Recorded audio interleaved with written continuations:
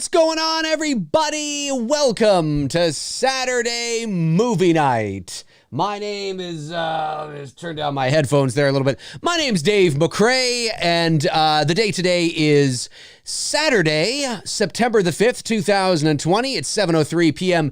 Eastern Standard Time. And yeah, this is Saturday Movie Night. This is, if you're watching this after the live feed, I am live right now as of doing this video to my level 2 and 3 patrons on my Patreon. This is Saturday Movie Night. Once a month, we watch a movie together, and I throw up a poll on my Patreon page, and level 3 gets to vote on it, and then level 2 gets to join in on the fun as well. Then after the live stream is done, it goes right up onto my channel for everybody to watch. So if that's something that interests you, you can check out my Patreon. My Patreon link is in the description below. Now, in order for, if you just want to join in on the live feed and watch the movie, you just have to join level number 2. But if you want to have an opportunity to vote on the movie that we watch each and every month, then you have to be part of level number 3. And this month's theme was sci-fi.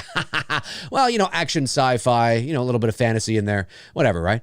And Predator, Arnold Schwarzenegger and Predator, the 1987 classic directed by John McTiernan, is the movie we're watching tonight. This is Arnold in his prime in terms of acting. This is Arnold at his best. This is arguably one of the greatest Arnold Schwarzenegger movies of all time. I mean, it's right up there with Terminator 2 and, of course, oh God, I mean, you know, Kindergarten Cop, Twins, you know, Conan, you know, the original Terminator. I mean, this is like 80s Arnold, right? 90s Arnold is good too. Early 90s, you know, you got True Lies in 94, right? Like I said, you got Kindergarten Cop, you got Total Recall in 90, you know, but this is that run from like 84 to 94 is like prime Arnold. After 94, of course, he did Eraser in 96, I believe. And then he did, The Sixth Day in 2000. He also did a couple others in there as well before that. But, you know, Arnold started to, you know, by the year 2000, Arnold was kind of on his way out. And then, of course, in 2003 or 4, somewhere around there, he became the governor of California. So he was really out of commission for about 7 or 8 years. And then he came back in about 2013, I think it was, with The Last Stand. I think Johnny Knoxville was in that, if I'm not mistaken. So this is 1987's Predator. This is the best of them all. They've done a couple. There's Predator, there's Predator 2, there's Predators, there's just Predator or The Predator, or I don't know, it's whatever the fuck it is.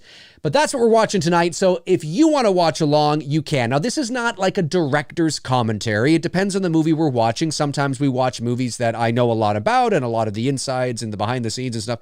And sometimes I can talk about things and, you know, whatever. But that's not what this is.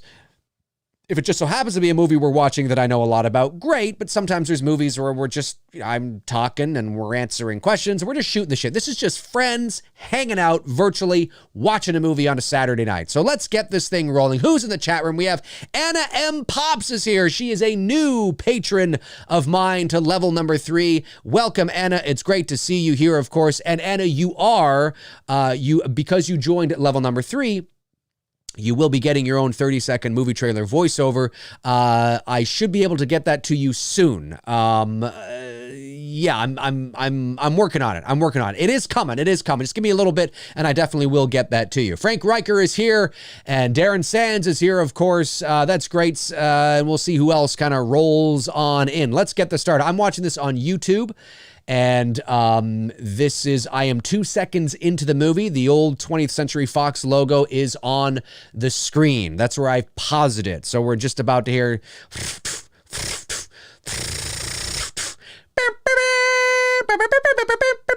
you know, that kind of shit. So that's what we're going to do. Matthew Ferresi is here as well. Dia Maria is also here. Great to see you guys here. All right, let's get this. I am paused at the 2 second mark, watching it on YouTube. The 20th Century Fox logo is on the screen. Here we go, ladies and gentlemen. 5, 4, 3, 2, 1.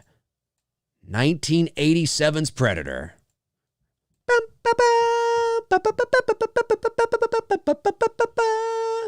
That was terrible. But you know, Dun, dun, dun, dun, dun, dun, dun, dun. And the Lucasfilm logo comes up on the screen. If you're a certain age, that's what you think of when you hear that. This is such a great movie, though. Arnold was already on the map at this point. I mean, he had done Terminator in 1984. I think Commando, he had done Commando by this point as well. So he was like, this is like prime Arnold right here. This prime Arnold. Predator just came up on the screen here. It's great to see everybody here. Oh boy, this is great. This is great. Prime Arnold, folks. Prime Arnold Schwarzenegger. This is good. I watched this movie maybe about a year or so ago with my girlfriend. She hadn't seen it. We watched it, and I think she enjoyed it from what I remember. You know, I mean, it's, 80s sci-fi, right? I mean, that's, you got to kind of have a, My favorite line in this movie, though, is Jesse Ventura's, "I ain't got time to bleed." That's right. Jesse Ventura is in this movie as well. Another governor. Governor. Of course, he became the governor of Minnesota in 98? I think it was 98. I love this music. Bum, bum, bum, bum, bum, bum. Bum, bum, bum, bum, bum, bum. Bum, bum, bum, bum, bum, bum. I love that. Fucking love that. That's the shit right there. I'm telling you, man. It's great stuff. It's great stuff. Frank Riker says the insurance cost of this movie was high because Sonny and Jesse were known to cause ruckus on set. The movie is all testosterone. Yeah, I watched the making of this movie, and I watched a couple of interviews with Jesse Ventura and some of the things he'd say, and how him and Arnold had like a bicep sort of competition or whatever, or Arnold would like say things to get Jesse all riled up. Carl Weathers, of course, is in this movie of Apollo and Rocky fame. I mean, this is like testosterone city here, folks. This is when the men were men. I love this music, though. Bum, bum, bum, bum, bum, bum. John McTiernan, of course, the director of this movie, famous for Die Hard. He went on to direct Die Hard in '88. It's so funny that I remember when we were watching this movie, my girlfriend and I started to laugh with the shot of Arnold in the helicopter there, puts, the cigar in his mouth, because in 1987, when this came out, this was just normal. But now, because the 80s action movies have been parodied so much, and they've been like mocked and made fun of in a in a good way, right? Because we love these kinds of movies, right? But because they've been parodied so much, I can't I watch 80s action movies now and I just laugh because I see kind of how 'eccentric and like over the top it kind of was. It's just fun. But in '87, when you were watching this movie, like, it's fucking serious. Die Hard is one of those movies that still holds up today, actually, in terms of Die Hard is probably one of the best action movies ever made. I don't usually watch Die Hard and find myself chuckling, but I also think it's because Arnold is sort of that larger than life character who's just like, he's a caricature of himself. Do you know what I mean? And you can't help but watch this movie in retrospect and just see Arnold Schwarzenegger. Like, I don't see Dutch. I just see Arnold Schwarzenegger. That's all I see. But it's great. We're coming up to the Dylan, you son of a bitch. Arnold's bicep is like rippling.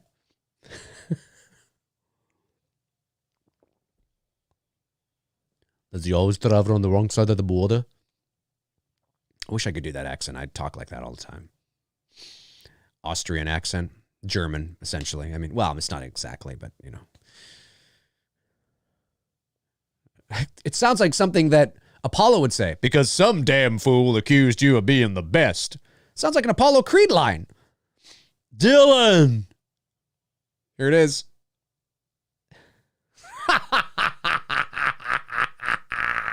Look at the size of his bicep.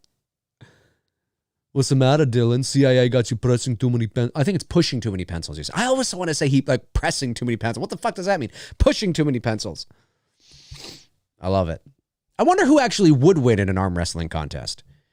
It's funny because sometimes you can have big biceps, but smaller guys, I mean, smaller relatively speaking, can beat you. You know what I mean? Like sometimes the power comes from, yes, the bicep, but you got to have strong forearms too.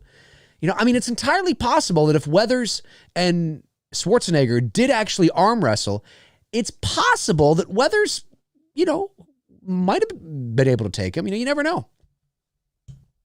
You know, we see that kind of thing in arm wrestling competitions all the time. There's like technique and certain shit. You get over the top. Well, over the top. Sylvester Stallone, over the top. So great.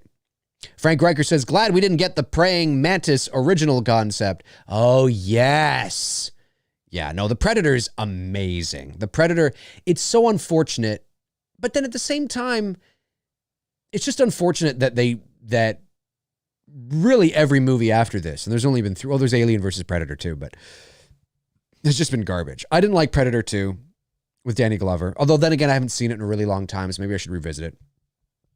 I didn't see Predators with Adrian Brody, and I didn't see the Shane Black one recently. And now I know what you're probably thinking. Well, then how can you? Well, because I look at the trailers, I look at the reviews, and I'm like, you know, I don't know.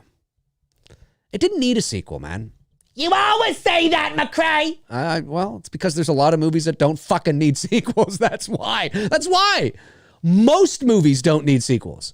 Unless you were telling a continuous story that there is more to tell. Just fucking need it. It doesn't need it.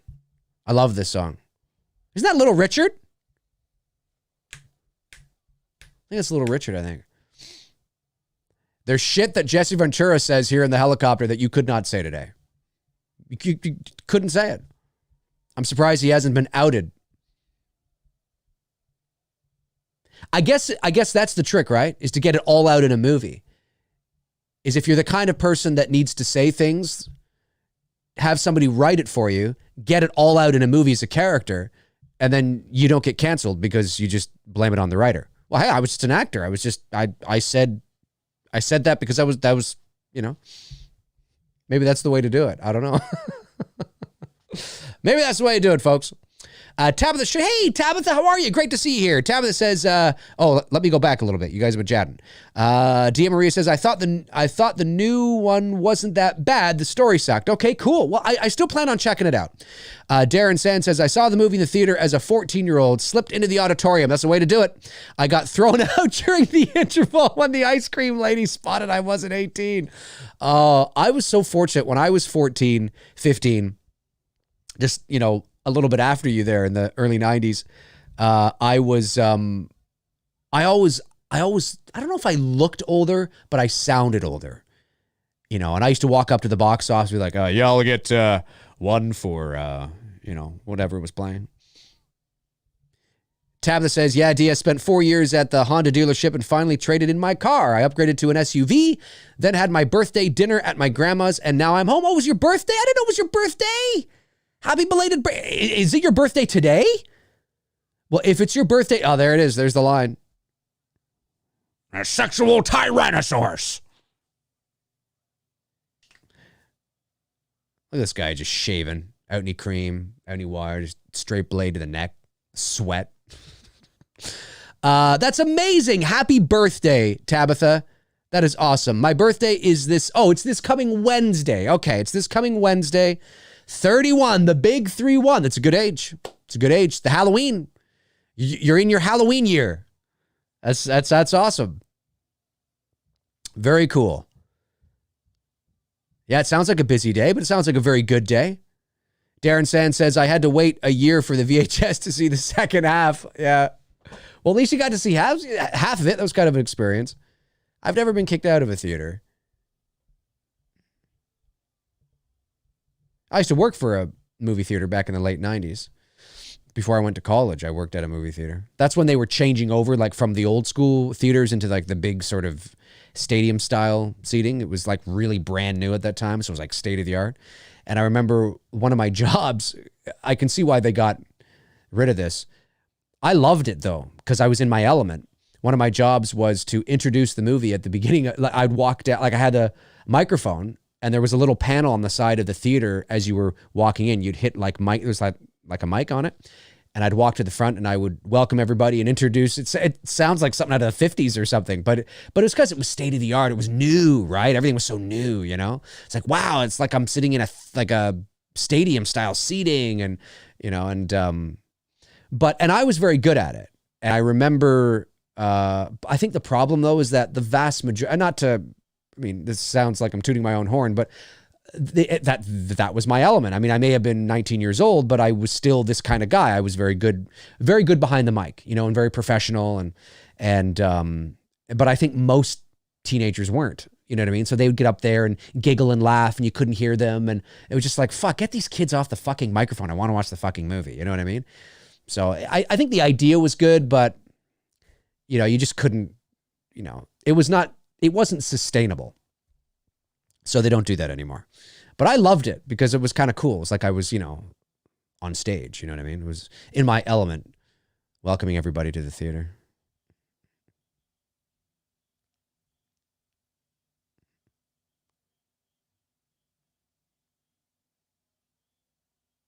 They're in the jungle now. We are, let's see, 11 minutes, 26 seconds into the movie. I love this too. That sound design, what the hell was that? It's more like a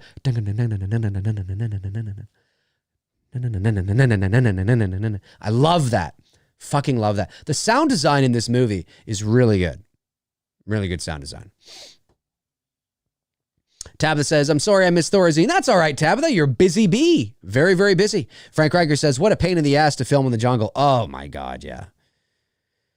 That's one of the good things about It's Me, Billy. I mean, again, it's not a feature film, but is one of the things that is really nice is that we're essentially shooting in one location. Yeah, you know what I mean? So it's, you know, it helps with COVID as well. And it helps with cost and logistics, but more the logistics.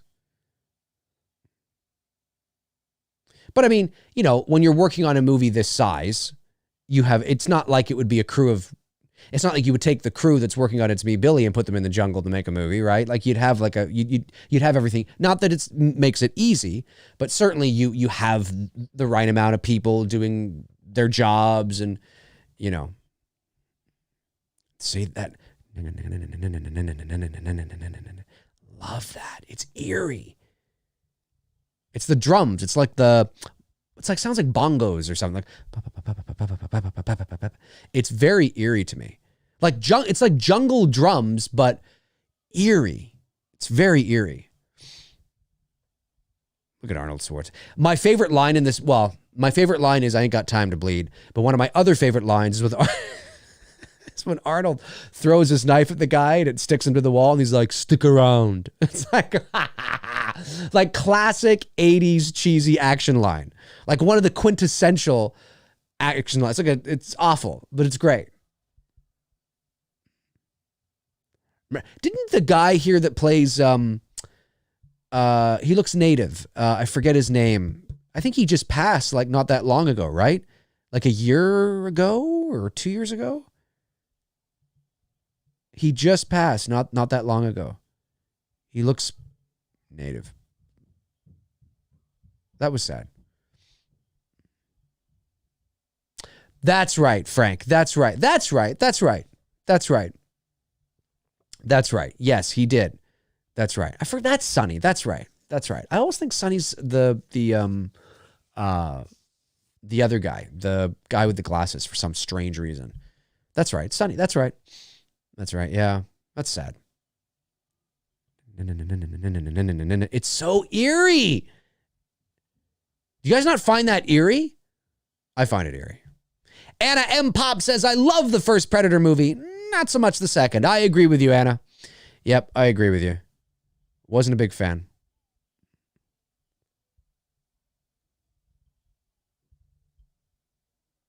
Do you remember Afghanistan? Well, that's a little foreshadowing. Arnold in his prime.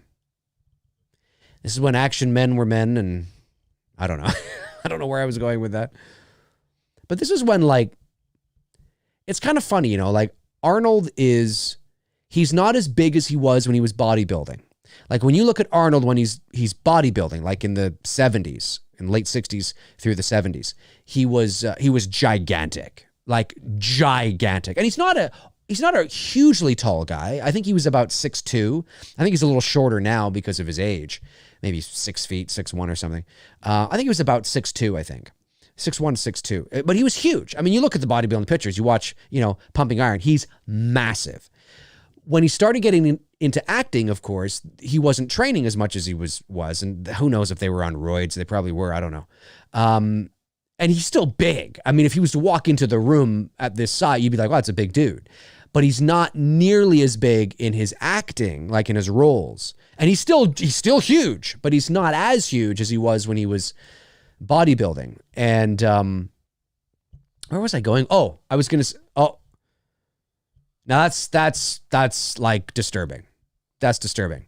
When they move the branches away and you see the bodies hanging there. Like, imagine coming across that in the jungle. That's really disturbing. Only Mother of God is right. Oh, doing the old cross thing. He must be Catholic. So what was I going to say? Yeah. And so, but it was still believable. Like he was a big guy with big muscles. There wasn't really an action star at this time that was his size, but he's like a fraction of the size here that The Rock is now. Dwayne Johnson is fucking insanely huge. Like to the point where it's almost comical and it's almost doesn't feel real to me. Like Arnold's big, and you see him, it's a big dude. He's in shape, but he still feels like a real guy. Do you know what I mean? He still feels like he puts on that shirt and his biceps pop and you're like, that's a big fucking dude. I don't want to mess with that guy, but he's not like abnormally like super, like Dwayne Johnson just feels like he's so big that he didn't used to be that big. When you look at The Rock in the WWE now, he was a big guy, but he wasn't that big. Like, I don't know what the hell he's doing. He's huge. There's no way that's all natural. There's no way. He is huge. And he kind of sounds like this now, too. He's like, hey, what's going on, everybody? Dwayne Johnson here. And I think he sounds like he doesn't, I don't know. There's something, I'm just like, yeah, Rock, he's so fucking huge that I don't believe him when he tries to play like, he's just a CIA guy. It's just like, nobody's that big. Nobody walks around being that huge. The only people who walk around being that huge are professional wrestlers, professional bodybuilders. Nobody walks, I don't believe, and that's the problem with Dwayne Johnson is that every time I see him, I'm like, he's a bodybuilder. I don't believe that he's just the dad, the dad who's the cop. I'm like, when does the cop have time to get that huge? Do we ever see cops that big? No. There's reasons for that. They're too busy working 9 to 5 or 9 to 9 overnight or, I'm sure there are cops that are that big, but I think you know what I'm trying to say, right? Whereas Arnold is huge, but you look at him and you're like, yeah, I believe he could be a spy. I could totally believe he could be a cop. But Dwayne Johnson's just so fucking huge now that when I see him, unless he's going to be Black Adam or in some superhero movie where it's like, yeah, that makes sense. I believe you're a superhero because you look ridiculous. And he's like, I'm like, how much bigger can this guy get? Like he's even 10 times bigger than he was. No, not literally, but I thought he was huge in Fast 5. Remember Fast and Furious 5 like 10 years ago? I thought he was huge in that movie. Well, he's like double that now. He's insane.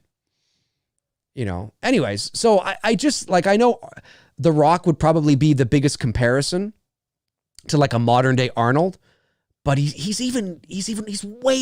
like Arnold bodybuilding. The Rock is probably, yeah, like The Rock is like Arnold's size when Arnold was bodybuilding. Actually, Arnold might have been a bit bigger. I'm not sure. They're different shapes, different. I think The Rock's actually a bit taller than Arnold. But anyway, like there's no way that I would believe that bodybuilding Arnold was a cop. Like, it's just comical. Looks silly. Anyway, I digress. I've been talking about that for a while here. What's going on in the movie? Okay, we're almost 20 minutes into the movie here.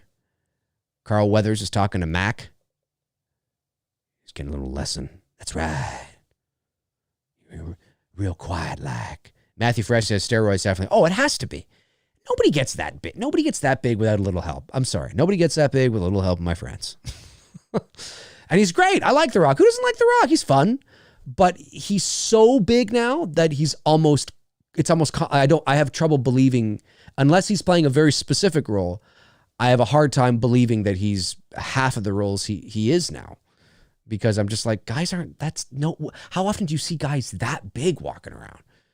You know, whereas Arnold, he's like, yeah, he's huge.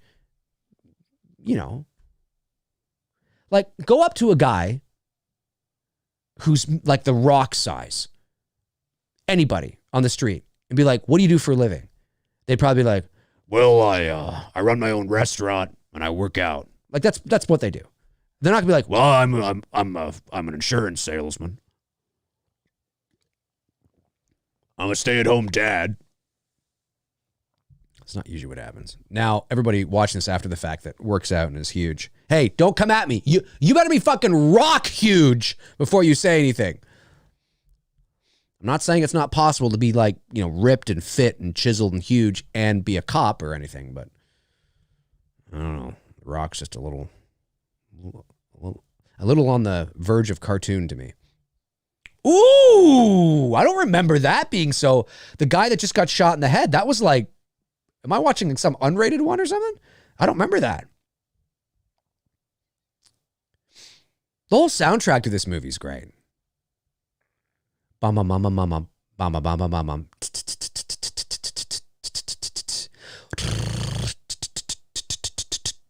Love that shit. It's so great. Darren Sand says, did any of Van Damme's footage remain? Was Van Damme supposed to be in this movie? Did he shoot something for this? What are you guys talking about here? You got to watch this movie with bug spray and the AC on. Frank, you're right. Very young Shane Black. Thanks, Darren. Did anyone... Oh, you mean it in the Predator Christmas ornaments? Yeah. Steroids, definitely. Van Damme was the Predator. Van Damme was the Predator in certain scenes. They fired him. Right. Okay, right. I'm just going to say he's not big enough. Yes, I kind of remember. I vaguely remember something about that. I don't know if any of his footage remained. If they did, it would be probably I say probably not. But you're right. I forgot about it. Like, that actually does sound familiar. One down, 5,000 to go. It's like Sly too, right? Like Sly was, well, Sylvester Stallone is actually not a big guy. I mean, like tall. He's actually about my height. Now they'll say he's like 5'10" or 11. It's like, no, he's not. Maybe in his lifts, maybe. But he's not a big guy. He's not tall, I mean. And he worked out and he got big. You know, he wasn't as big as Arnold. But Sly, you believed, right? Like, you looked at Sly and you're like, yeah, I believe he's a spy. He's a big guy. He's in shape. He's ripped. But I believe he's a cop. I believe he's a spy. I believe he's an assassin. The Rock is just fucking ridiculous. The Rock's insane. Good old Arnold. They're going to take this camp down in a second here. This is the scene coming up here soon where he throws the knife. He's like, stick around. Matthew Freshly says, isn't he like 5'7" or 5'8"? I'm 5'8". So yes, he's about, I would say, yeah, Sly's about 5'5". Tom Cruise is 5'7". So in shoes, he's probably, we're probably about the same size. Tom Cruise. Steven Spielberg's 5'7" as well. And Sly is like, 5'8", something like that. But I mean, you know, and Sly wears lifts all the time. So does Tom Cruise. You can tell.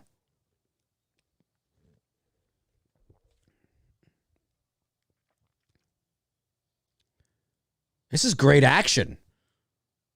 I'm just watching this off YouTube, but the fucking like sound mix in my headphones is like epic. Like, it doesn't even sound like 80s gunfire. You know how like there's that 80s gunfire sound? This doesn't really sound like 80s gunfire. This is like It's great stuff.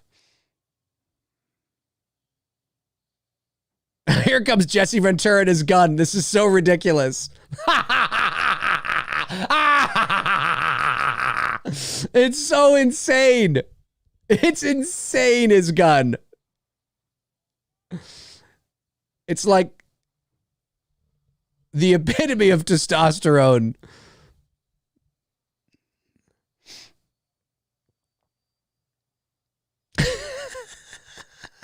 Nobody gets a bruise. Nobody gets a cut. Nothing.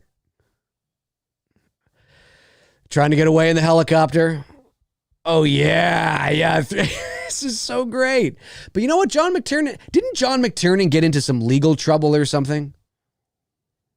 Because John McTiernan stopped directing movies, and I thought he got into some legal trouble, maybe with taxes or something, like Wesley Snipes. I forget what it was, but I would have loved, because John McTiernan he did Predator, the first Die Hard, he did the third Die Hard with a Vengeance. He was a good action director.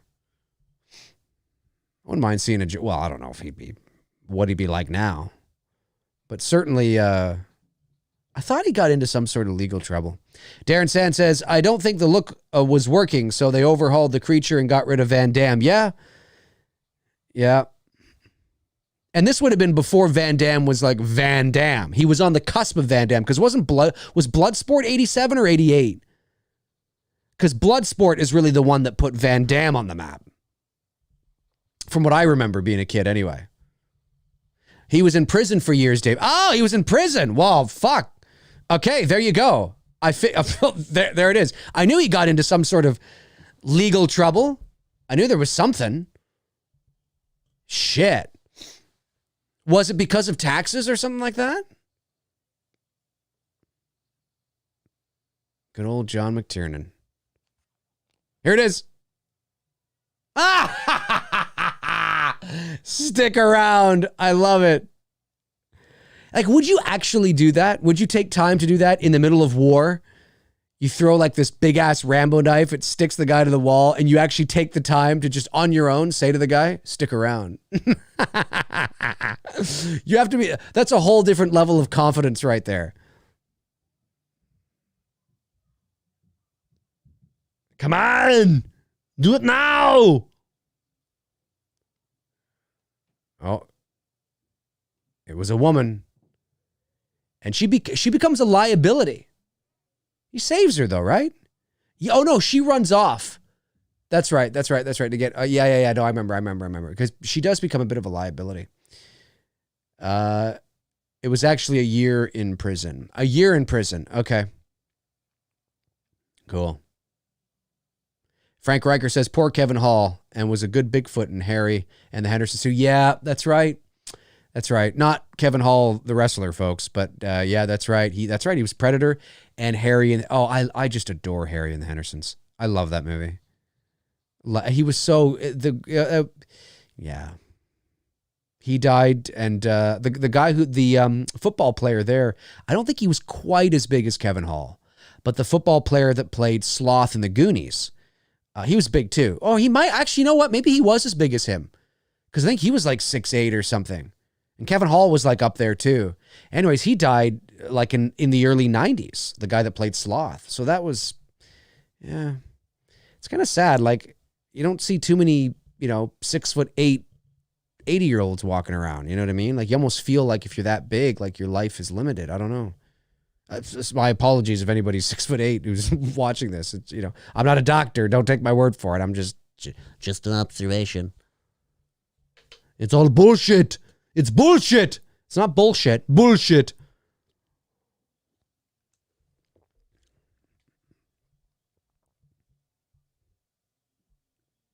Because nobody else could have pulled off. He's going all Apollo Creed here.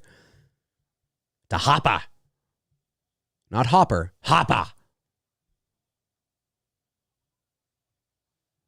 Listen, look at that face. Look at that gristle on his face. Look at the sweat. That's how you know they're really in there. Meat grinder.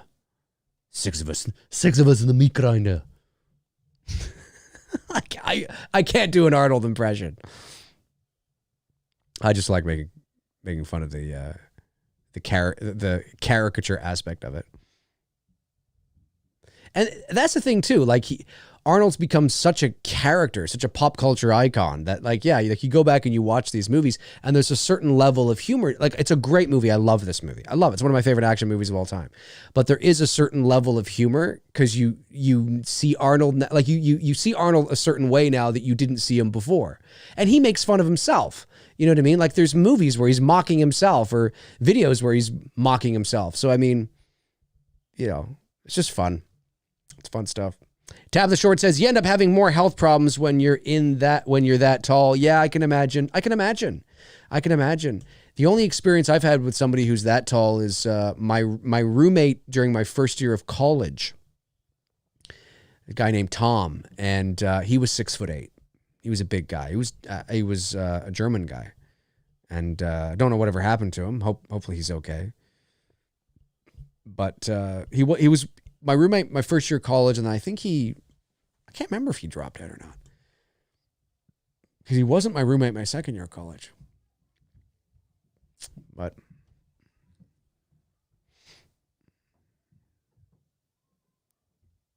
oh yeah, the shirt has come off, the muscles are glistening. The shirt has come off and the muscles are glistening. Joanna from Canada is here. Hello, Joanna. Yeah, timestamp. Yeah, that's right. 31 minutes. 31, 46, 47, 48, 49. I'm watching it on YouTube. Arnold's just taken off his shirt, so his muscles are about to glisten in the jungle sun. They're going to glisten in the jungle sun, folks.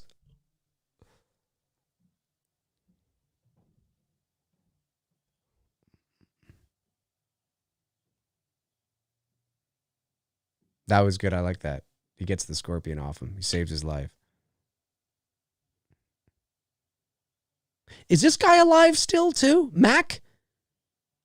That's Mac, right? No, Mac. No, Mac. Wait, why am I getting this all mixed up?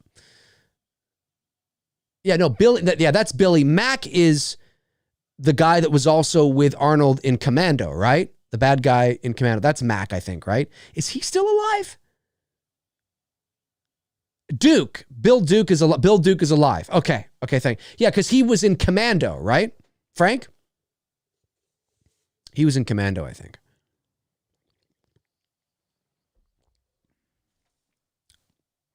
Because he's a big guy. Bill Duke is a big dude. Because when you watch him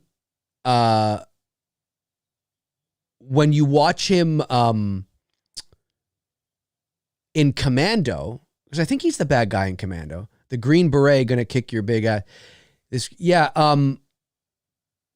When he goes up against Arnold in Commando, he's big. He's a big guy. He's taller than Arnold. He's a big dude.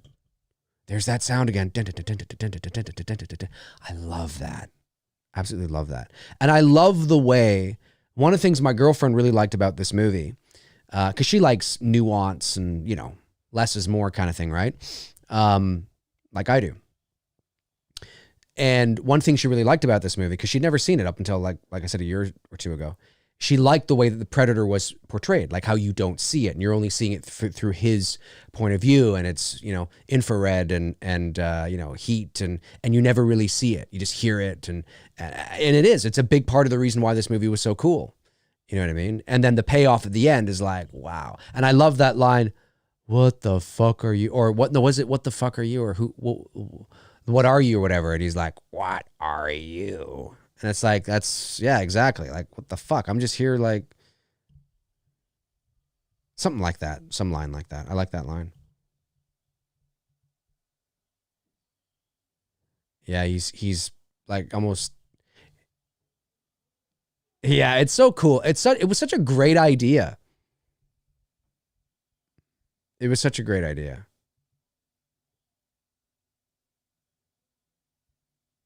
It's so creepy. There's some genuinely creepy moments in this movie. Genuinely creepy moments. 100%. Darren Sand says, for once the guys are outnumbered in the chat. A good thing. Really? Well, yeah, we got Dia Maria. We got Tabitha Short. We got Joanna from Canada. We got Anna as well, if she's still here. That's 4. Yeah, I think you might be right. That's great. That's so great. Because when you look at my analytics, let me look at my analytics. See what we got going on for this month here. Dun, dun, dun, dun. My analytics. Sounds like a name. Analytics. Would analytics please come to the office? Analytics. So over the last 28 days, because that's what it tells you. 90, this is the last 28 days now. 90.7% of my viewers are male. 90.7. 9.3% are female. So it's great to see that. It's really awesome. And then ages 18 to 24 is 23.2%. 25 to 34 is my largest age bracket, which is 35.7%. Then followed by 35 to 44 at 26.7%. Then 45 to 54 at 12.7%. It's interesting. Most of my viewers come from the United States at 74.7%, followed by the United Kingdom at 8.5%, then followed by Canada at 4.4%. So even though I'm based in Canada, only 4.4% of my viewers are Canadian. It's kind of funny.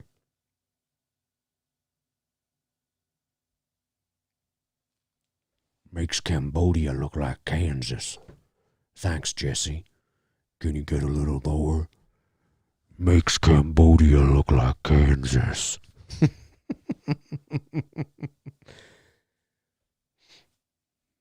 Jesse Ventura was great, though. I like Jesse Ventura. He was great in this movie. He was great in The Running Man. You know, he was just one of those guys that just, you know, he was one of those like manly testosterone guys, you know. He's just fun. Give him a couple of one-liners. Let him walk around with a machine gun. That's all you need to do.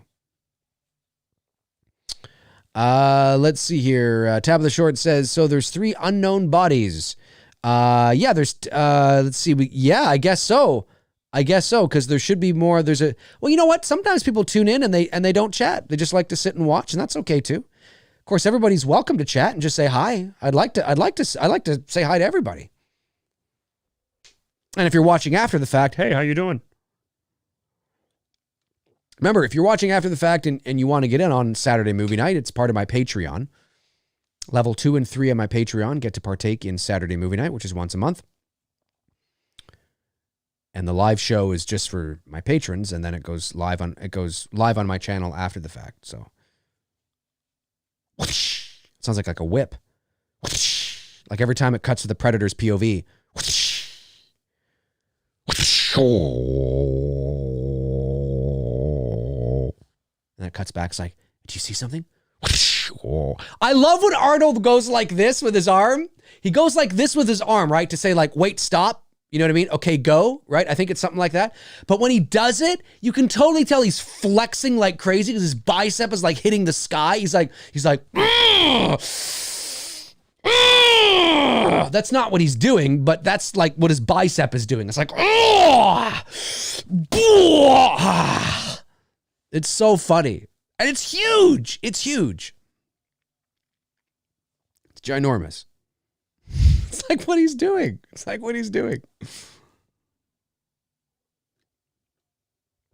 Oh, she's going to get this is not good. Shit's going to go down here. Shit's gonna go down. Look at Arnold's bicep there. It's so great. It's a great and that's what you want to do, because that's what he's known for. He's not known for his thespian acting. He's known for his fucking biceps and action. So there's no doubt that Arnold, I bet you they had weights at camp and he would fucking do some weights, get the pump, and then he'd go out and then, you know, and then he'd put up the gun and then he'd go and then they'd say action just to get that pump. So it looked all the blood is rushing to it. And it's like, oh, it's like, yeah, it's like, boom.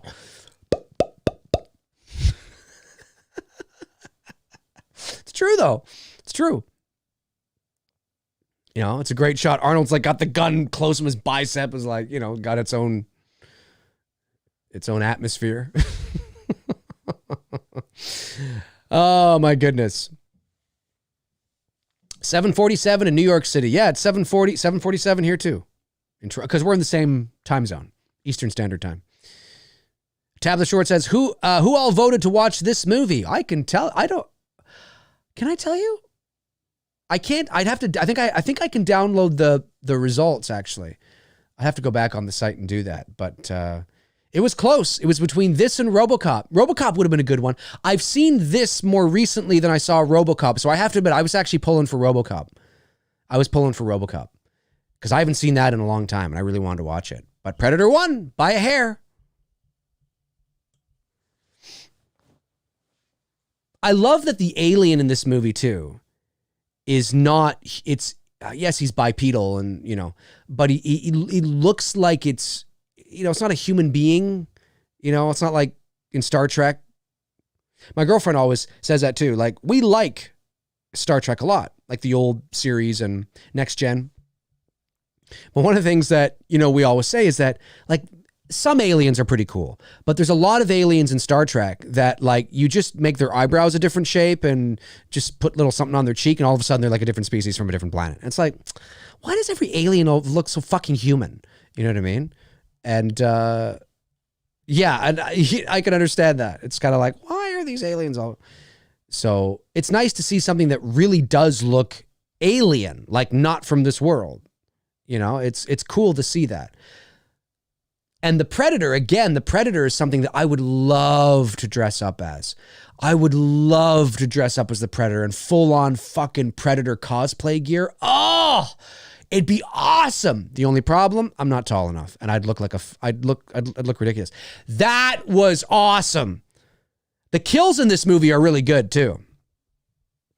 Love that see-through sort of like liquid, like, what the fuck?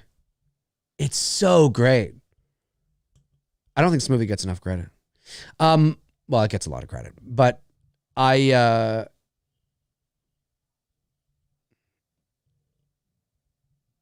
he's like, that's not her blood. And then he realizes that, where the fuck did he go?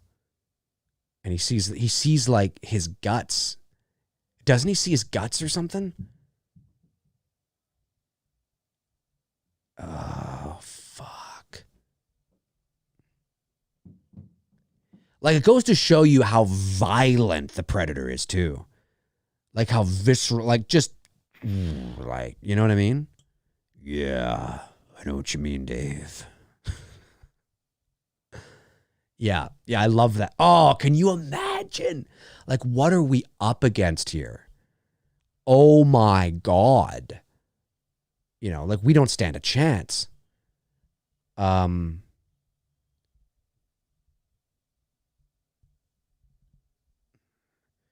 fuck was I saying? I forget what I was saying now. I forget. Tablet's like, I'm not asking you, Dave. I'm asking the chat. Shut up, McRae! No, it's true. What in God's name? It's so great. Yeah, exactly. I love that. What happened to his body?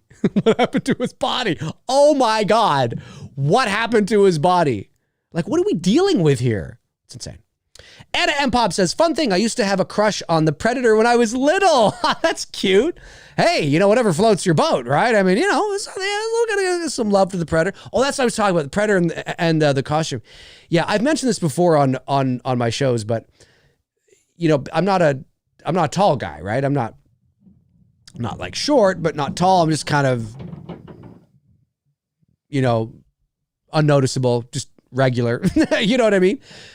But there's a lot of like pop culture characters I would love to cosplay at. I don't mean cosplay in the sense of like go to conventions, but just like dress up for Halloween or something and walk around the streets would be really cool. Like Darth Vader would be one. Darth Vader would be amazing, but I'm not tall enough.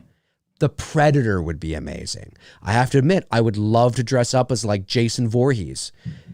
Like full on, like that'd be amazing, but I'm not tall enough. You got to be Vince's size, right? Vincent DeSantis size. You got to be 6'3", like, so there's certain there's certain characters in pop culture, that I'm always like, it's too bad. And nothing's stopping me from doing it. I could always do it in my own space and shoot shoot something with the costume, and then you can be as tall as you want, right? Because you can cheat camera angles and all that kind of stuff, and it doesn't matter.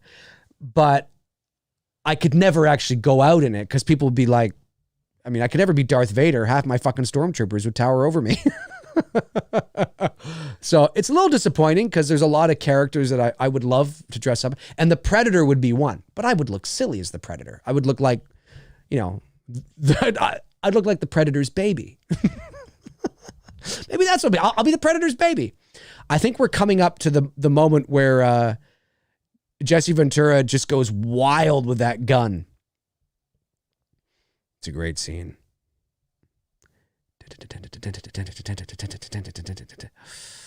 Fucking love it. It's so great. So great. Dia Maria says, yep, Michael is my man. Sometimes he's here and then he's not here. Unpredictable man. Darren Sand says, another guy. That's right. Matthew Feresi. You can do early Michael Myers or Sack Jason. Yep. I can do Nick Castle Michael. I can do Sackhead Jason. I can do Dick Warlock Michael. No problem. Oh yeah. I can do Michael and early Jason. Sackhead Jason. Yes. 100%. But anything, and I can do Freddy Krueger. I can do Freddy Krueger because despite Robert Englund, I know he's listed like 5'11" or something. He's not 5'11". He's not. I know somebody who's met him and they were like, yeah, he's not. He's got boots on. And you have to remember that too. It's like Kane Hodder. I've said this before. Kane Hodder is like 6'2" or something. He's not 6'2". He's not. He's more horizontal than he is vertical. I'm not saying he's short, but anyway. Anyway, yes. I can be Freddy, early Michael, early Jason. Oh shit, he gets killed. Oh, did we pass it already? We must have passed it already. Oh shit, we must have passed. I didn't even what the hell happened to the scene when he's like shooting down everything? I must have been talking and not paying attention. That's crazy. I totally missed it. When Jesse Ventura was going for the, just going crazy with the gun and saying the line. I missed the fucking line. I missed the line when he says, I ain't got time to bleed. Damn it. I didn't shut up. I was too busy yapping. I completely missed it. I thought it was coming up. It's coming up? No, because Jesse Ventura, he goes nuts with the gun. Yeah. Oh, okay. Here it is here. I thought it was Jesse Ventura that went nuts with the gun. No, this is it. Okay. This is it here. That's right. They go nuts with everything. Okay. You're right. It wasn't Jesse Ventura that went nuts with the gun. He picks it up. Okay. Yes, Frank, you're right. I can see it now. They're blowing the shit out of the jungle. That's right. Which is an awesome fucking scene. It's fucking intense. But I totally missed the I ain't got time to bleed line. I missed it. It's my favorite line in the movie, and I can't believe I missed it. Oh, well. We know he said it. Damn. I love that line. I ain't got time to bleed. You're bleeding. He doesn't even look at him either. He's like, you're bleeding. I ain't got time to bleed. Such a great line. I love it. Jesse Ventura had a website years ago, and it was IaintGotTimeToBleed.com. I thought that was a little long, but I liked it. Can't believe I fucking missed it. Too busy talking. Shut up, McRae. Look at the size of Arnold's biceps. The way he's holding the gun and his arm close to his... That's the way you do it. You saw it. Max saw it.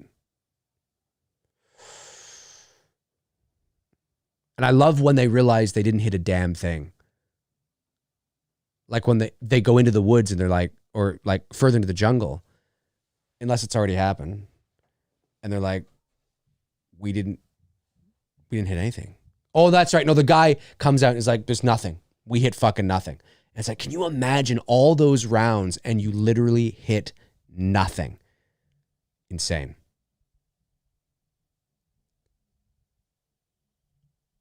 Yeah, I'd be seriously worried right now.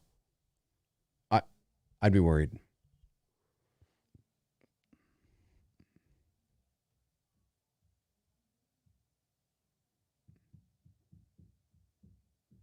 We hit nothing. Dylan. Tab the Short says they would definitely lose their hearing without earplugs in their ears. That's a good point, Tabitha. Anna says, yes, Dia, fangirling over Michael Myers. That's right, Michael Myers. Michael Myers is great. Well, he's my favorite. Oh, I guess I could be Billy. Of course, we don't really know what Billy looks from the original Black Christmas. I guess I could be Billy. Well, I can't be Billy. I can be like 74 Billy. I can't be It's Me Billy Billy. Because It's Me Billy Billy is about 25 years older than me.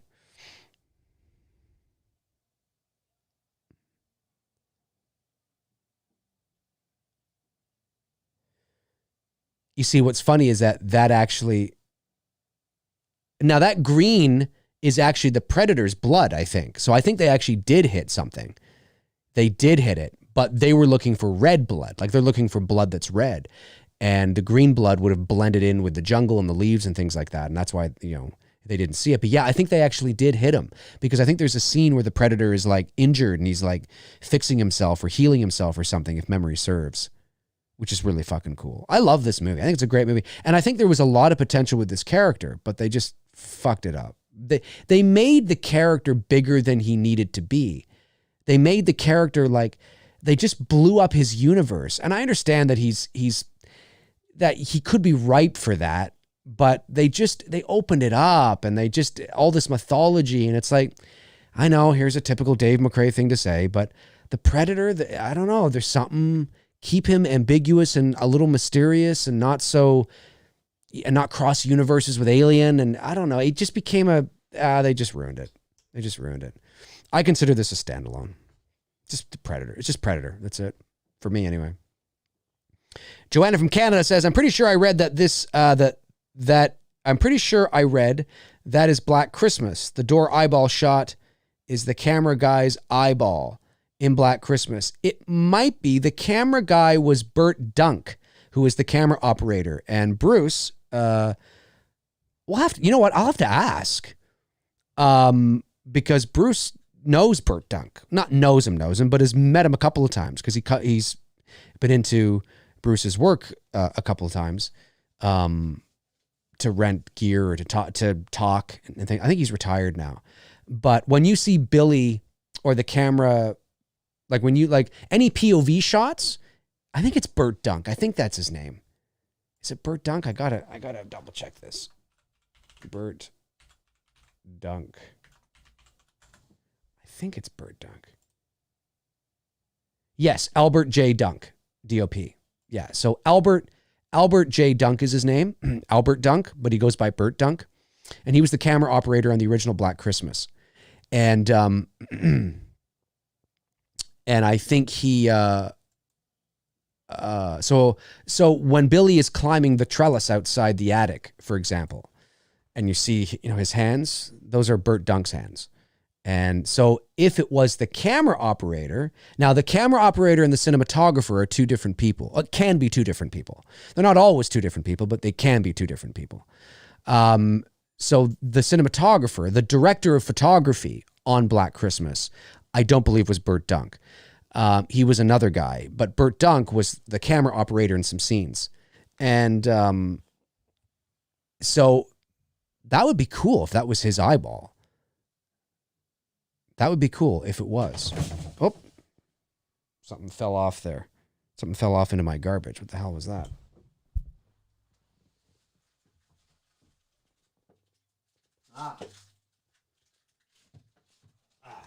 I just knocked something over. That'd be cool. But I'm not sure about that. Just trying to get comfortable here.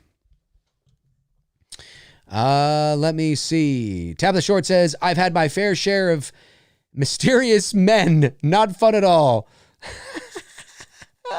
You guys are funny. Darren Sand says, I'm a little giddy drinking scotch surrounded by women. This has never happened before. This has never happened before.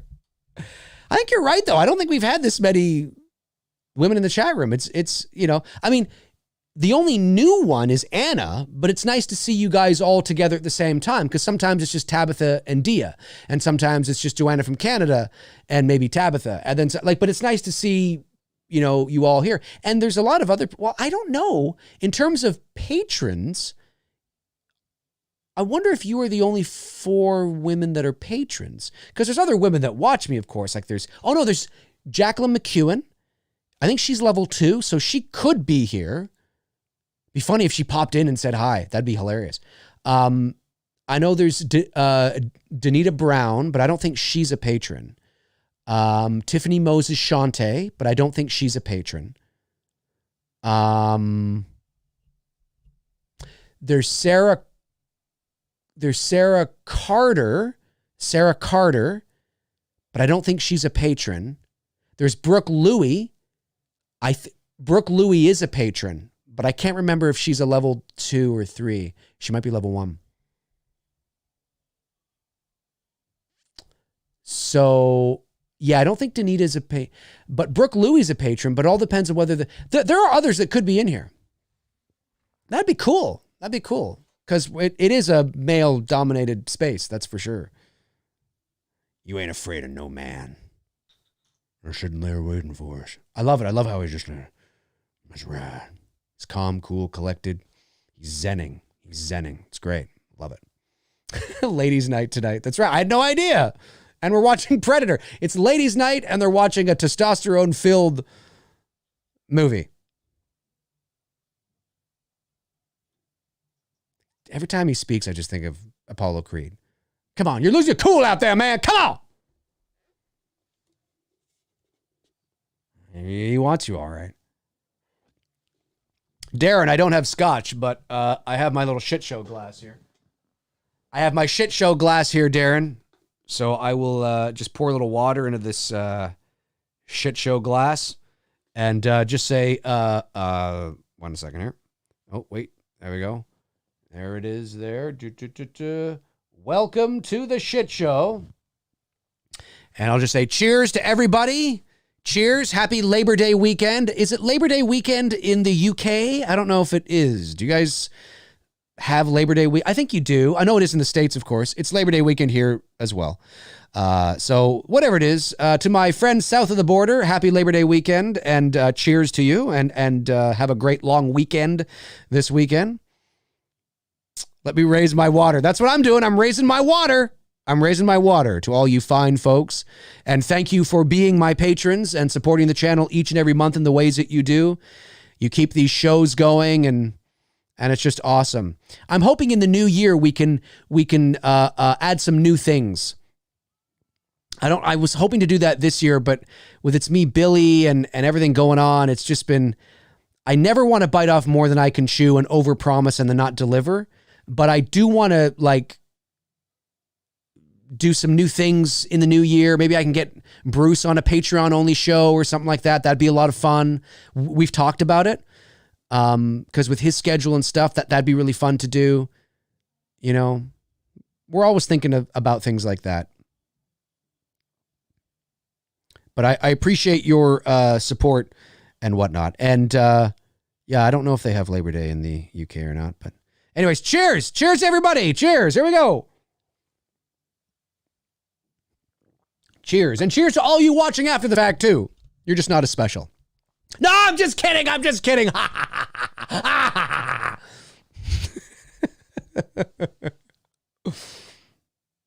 You better take a look, Major. You better take a look. Joanna from Canada says, random rant in Jaws when Martin and Hooper are trying to convince the mayor to shut the beach. Yes. Why the heck didn't they tell him about Ben Gardner's head?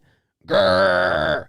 Oh, you mean, well, that's a good, yeah. Oh, I see what you're saying. Yeah, they just mentioned Ben Gardner's boat, and I pulled a tooth the size of a shot glass out of the wreck of a boat out there. Yeah, I get what you're saying. Yeah. Maybe they did. Because we are thrust sort of into the middle of that conversation. So you can't pass it off. You could pass it off like they did tell him that. And then Hooper saying, listen, I pulled the tooth the size of a shot glass which is probably what reminded Joanna of that was the shot glass, right? Look, listen, I pulled the tooth the size of a shot glass out of the wreck of a boat out there. Like maybe that's sort of that's the second part. Like that's the next thing he's trying to say to convince him, right? Maybe he had already said that. Could look at it that way too, because we are sort of thrust, they're already kind of in that conversation when we're thrust upon them. So that's something to think about, maybe to help sort of justify it in your own mind. The real reason, I don't know, you know. Darren Sand says, does Hooper actually tell Brody what he saw? That's another good question too. That's another good question. We don't even know if Hooper told Brody. Now, Hooper definitely knows, but we don't know if Hooper told Brody. So that's a good question. I love when they find out, holy shit, she can actually speak English. I love that. Getting comfortable here. I'm sitting in that spot for a while. Anna. Her name is Anna. We have an Anna in the chat room here. I love how he says it. She's like, Anna. And he's like, oh no. I think Carl Weathers' death is really good. He gets his arm blown off and he's standing there like in complete shock. One arm firing the machine gun while the other arm is like spurting like blood. He's like, ah! Ah! I love it. It's great. It's so great. Joanna from Canada says, they didn't tell him. Come on. He could not ignore a head. Well, no, they didn't. It's not on screen, but like I said, maybe it's off screen because we're thrust into the middle of the conversation. They're already having this conversation. So maybe before we as the audience get there, you could justify it in your own mind to say that they already tried that and it didn't work. But you're right. We don't hear it. It's never mentioned and shown to the audience. That's true.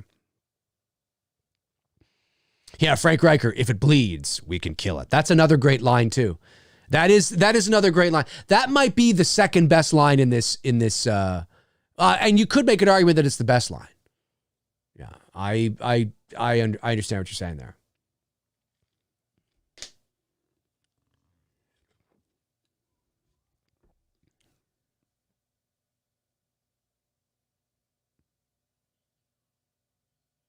This Boy Scout bullshit.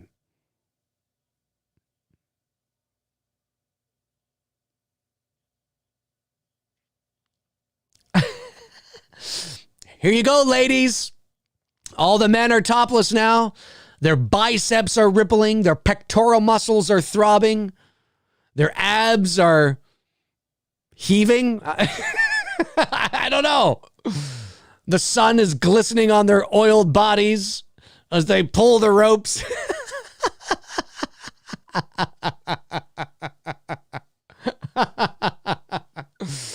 Carl Weathers looks like he just got out of the ring with Rocky. All right, that's right. We're at the trap scene. That's right. They set the trap. Frank, I'm turned on now. Yep. It's a hell of a turn on, ladies and gentlemen. Bill Duke is shaving.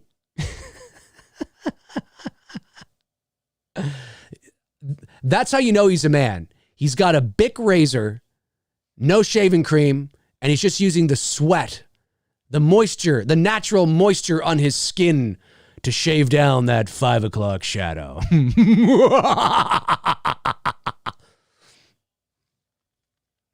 Jim Dorsey! Jim Dorsey's made it into the chat room. Get to the chopper! Come on! Get to the chopper! Oh, he breaks the Bic razor because it was fucking intense. Come on! Get to the chopper! Hopefully my neighbors don't hear me. I don't think that window's open. So many quotable lines in this movie. You're right, Jim. You're absolutely right. A lot of quotable lines in this movie. Oh yeah, for sure. Timestamp, we are an hour and 4 minutes into the movie. Probably another half hour to go. Stick around. Yeah, stick around. Yes. Stick around is great. I ain't got time to bleed. Yep, that's right. That's my favorite. And then if it bleeds, we can kill it. Yeah, that just happened a couple of minutes ago. Darren Sand says, hopefully my neighbors don't hear you. That's true, Darren. I mean, I tend to cross international date lines, time zones. I tend to cross time zones with my yelling.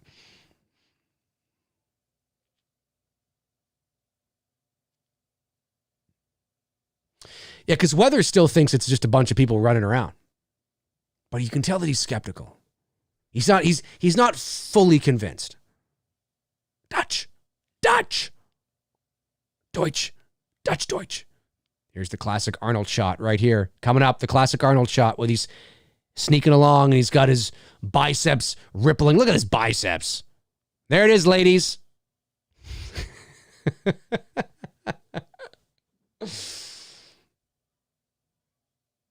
Ooh, Arnold almost blew it for everybody right there. Jim Dorsey says 59 degrees here tonight in Delaware. That's chilly.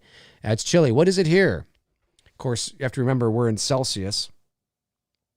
Here in Toronto, it is, but you can tell that autumn is in the air. If you live in, there's the classic Arnold shot. You know, he's got the gun and he's looking. It's 18 degrees Celsius. That's 18 Celsius. Hey, Google, what is 18 degrees Celsius in Fahrenheit? 18 degrees Celsius is equivalent to 64.4 degrees Fahrenheit. 64.4 degrees Fahrenheit. So it's 64 degrees here in Toronto. Wow, you're cooler than us by 5 degrees. Yeah, you can definitely tell that fall is in the air. I went over to Bruce's last night to work on the shot list for It's Me, Billy, and as I left my place, I'm like, ooh, it's a little nippy out here. Oh!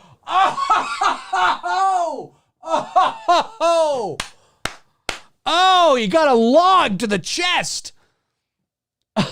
Now, this is when Carl Weathers, he realizes, oh my God, yes, we first got to see what he looks like. I love it. And his death is coming up here. It's so great. Darren says, my Google just told me the answer. Thanks. Oh, seriously? That's so funny. Oh, there it is. Get to the chopper. That's not your style, Dylan. You can't win this. Maybe I can get even. Just men tossing. Watch Carl Weathers' abs here. Look at his abs heaving. There you go, ladies. Nothing like 80s rippling muscles and pectorals and throbbing thighs and chiseled.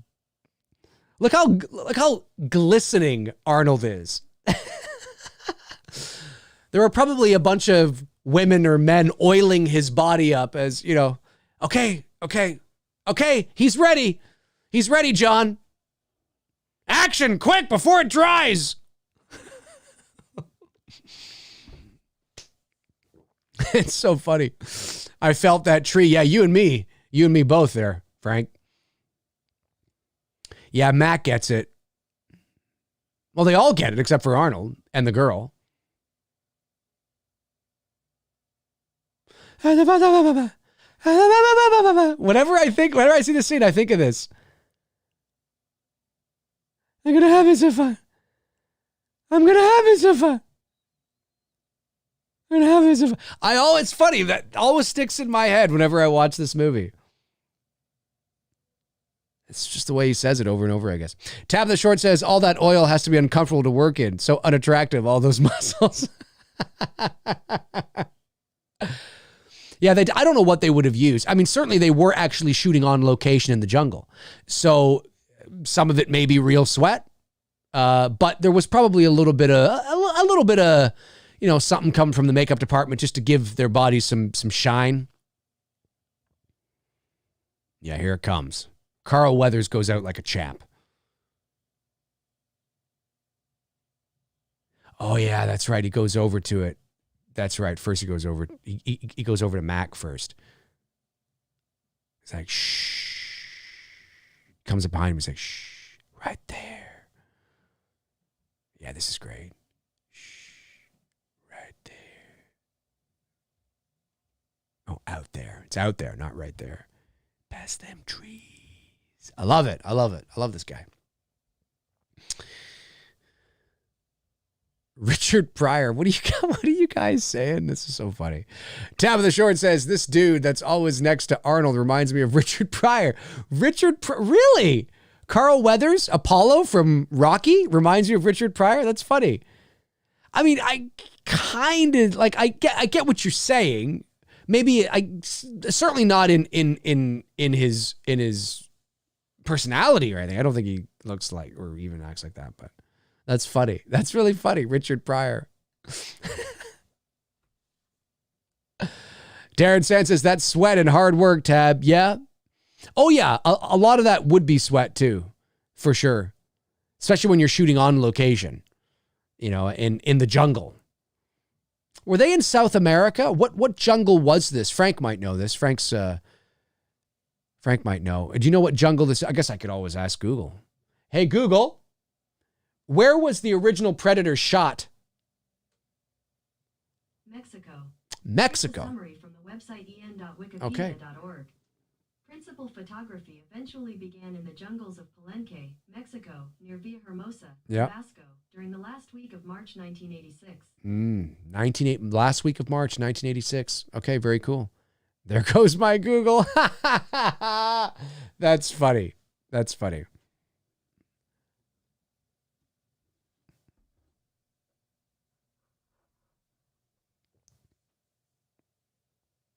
Oh, that sucks.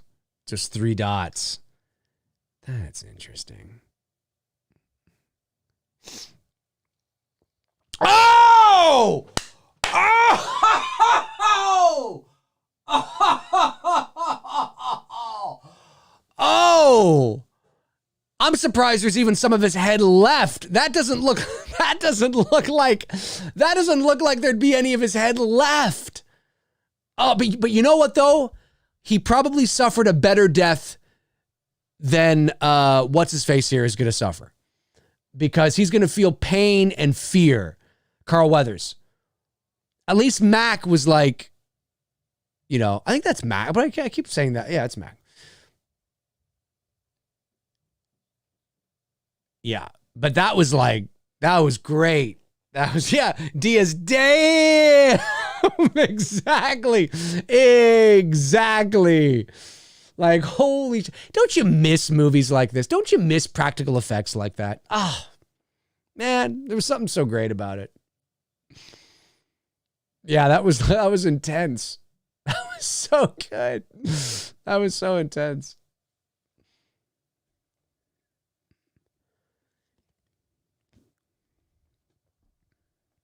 Yep. He's dead. I actually don't think there should be any, I don't think his head should be, like, it doesn't even look like it was that bad. When Carl Weathers looks and sees Mac's head, like, it looks like his head is completely intact. And that's something that's always bothered me in this movie, is that I think his head should just be blown off. Like, we should just see, like, because we know who it is. We know who it's supposed to be. We don't need to see him at all. I think there should have been a fake head made up, and it's just like blown to smithereens. Like how there's a gaping hole in Jesse Ventura's body, in his torso. Same thing there. Here it comes. Carl Weathers is going out like a champ, though. Holy shit. Watch this.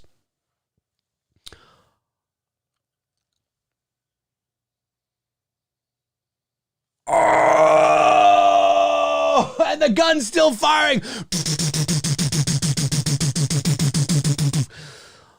This is so great. Yes. You see, now Mac suffered a better death because, he didn't feel fear or pain. Oh, man. Oh, yes. Oh.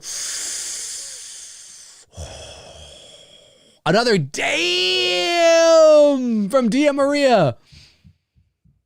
It's true, though. Man, it's true. Anna M. Pop says, just like in the scene with Michael stomping Sartain's head. Right.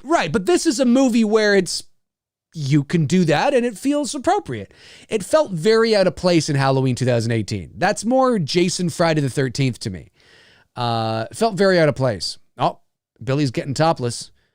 He's putting on the gun show for you ladies before he goes out. Or the Peck Show. Maybe he's more Peck than oh no, he's got pretty big muscles. But yeah, I mean, yeah.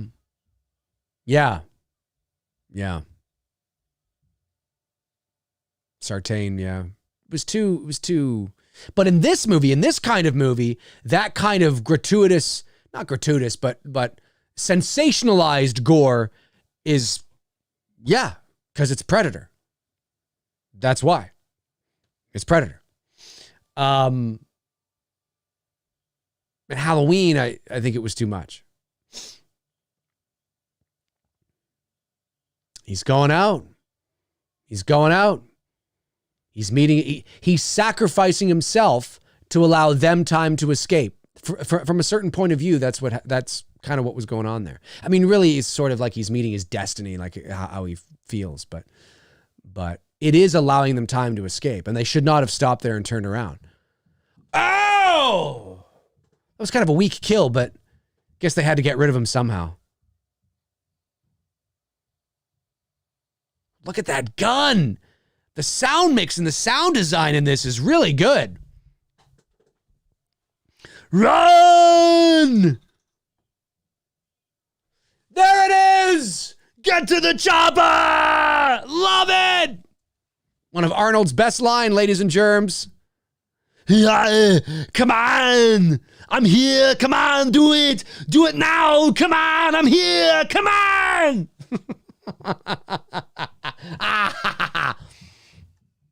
Joanna from Canada says, I would definitely keep going in the other direction. Run! Oh yeah, for sure. I wouldn't, there's no fuck. I mean, Jesus.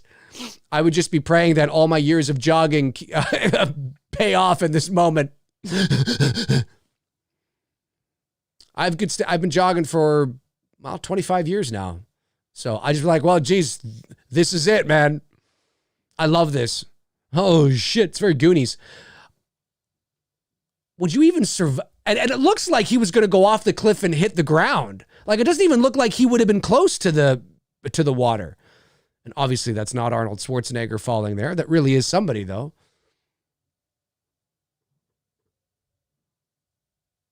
That was great. I guess you could survive depending on how you go in the water, but that's pretty high. Like, people, as they say, depending on how high you jump from, hitting the water can be like hitting cement. This is great, though. This is all great stuff. Love this.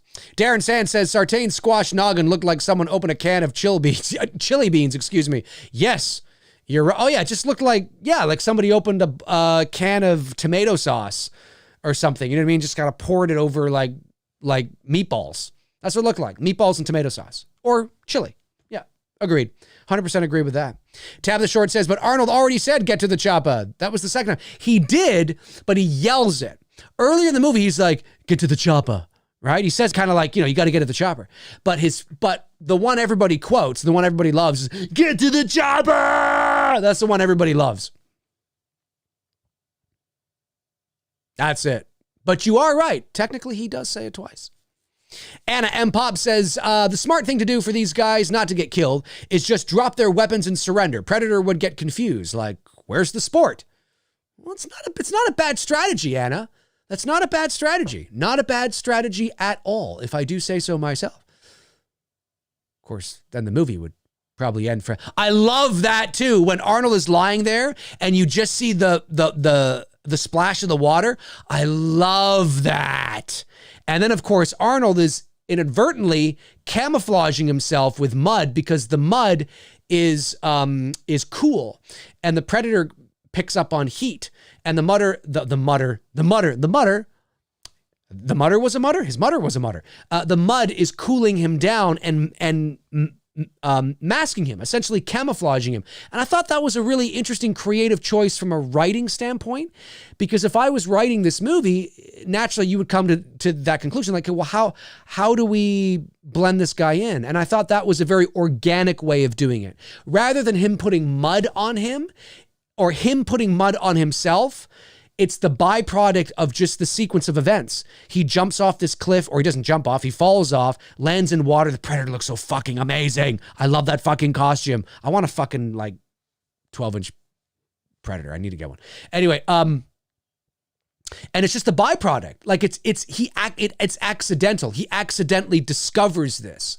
And because he's just trying to get to safety, he crawls up onto this landing, gets himself full of mud, and then he realizes, oh my God, he's confused. He can't fucking see me because of the mud, because the heat's gone. And I thought that was but it's not just that creative choice, because they could have figured out a way earlier in the movie for them to figure out that, oh, if we put mud on us, whatever, right? He figures it out just by the natural process of the sequence of events that happens to his character. He falls ass backwards into figuring it out. And I like that. It feels more organic and real, like real. So I like that a lot, actually, from a writer standpoint. But here's the only thing I don't like. Here's the only thing I don't like about that. They have Arnold go like this, look at it. I like that. But then he goes, he couldn't see me. Like, you don't need to say that. Like, that to me is writing that says, hey, we have to have Arnold saying that in case our audience is fucking stupid and doesn't figure it out, from Arnold going, I would have just ended it there. Just cut away from there. We get it. We get it. Him doing this, looking at the mud, get it. It translates, it communicates that to the audience very, very clearly. The only thing I don't like is him just saying, he can't see me. It's like, yeah, you don't need to, because it just seems like, hey, in case you didn't get it, kids. And you don't need to do that. You don't need to do it. So that would be my only qualm about that. But I love the idea and how it's executed. Darren Sand says, I always remember thinking the Predator looked repulsive when he unmasks. It's a great Stan Winston design. Oh, the late, great Stan Winston, rest in peace. Yes, he did look, he looks very tentacle-like, very bug-like, and it's eerie, you know what I mean? And yeah, he looks creepy as hell. You're one ugly motherfucker. I think he says something like that, right? Arnold, not the Predator. Jason Nike makes his way into the chat. Late, but better late than never. Jason says, this is my favorite action film of all time. Wow. My favorite action film of all time, I still think, is the original Die Hard. But this is up there. This is up there. This is definitely up there. Dia Maria, not my mother. Not my mother, your mother. Oh, you guys crack me up.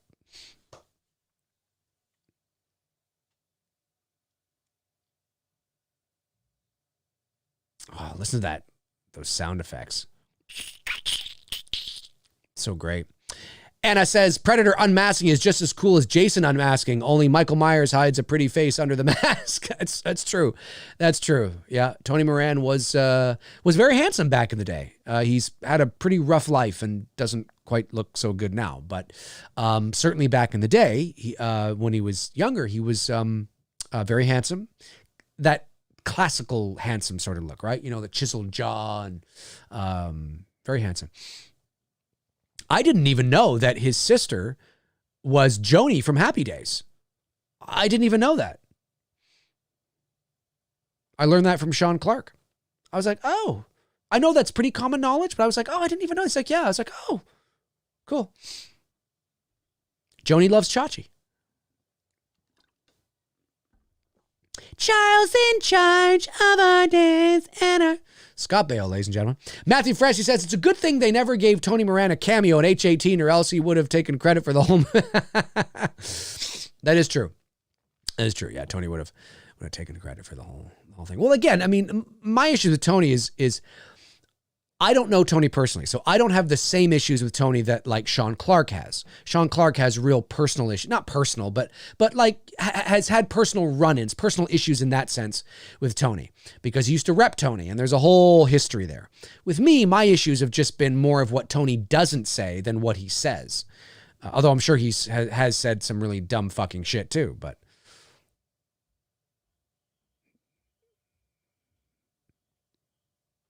What's Arnold looking at? How is he? Is he looking at a mirror? Or are we just looking at Arnold doing this? It looks like Arnold is looking at himself in a mirror. Like he's watching himself put something on, but he's got no mirror. Like he looks very focused and intense. Is he looking in a mirror? He can't be looking in a mirror. No, we're just looking at Arnold doing this. But the way he's staring without blinking and he's so focused looks like he's looking at himself in a mirror. They cut to the other side of him. There's this great grand like mirror that's there. There's no explanation to how it got there or anything. It's just there. I think he screams here too. Yep. Classic Arnold. Now that looks like a set, the way it's lit. It may not be. It may not be. But do we know if this last bit here was a soundstage? Because it looks a little it's good. It looks great. But it might not be. It might be on location too. Tab of the Short says, what's funny is Arnold was muddy in head to toe. Not conveniently, he has to put mud. No, now conveniently, now he's got to put mud on his face. Well, it probably came off. It probably dried and then started to kind of peel a little bit because this is a little bit later, right? That's how I always justify it anyway. That's what I'm thinking. Anna says, he's got a fancy pocket mirror, Dave. That's what it is. Can you imagine he had he had one of those mirrors, he's going.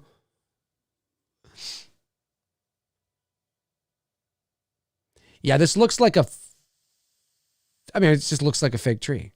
But not a fake tree in the sense that it looks fake. It just looks like it's a soundstage. But it might not be. It might not be. Jason Knight says, this is the same director as Die Hard. Yes, it is. Same director as Die Hard. Die Hard with a Vengeance. Good old John McTiernan. We talked about him earlier and spent a year in jail.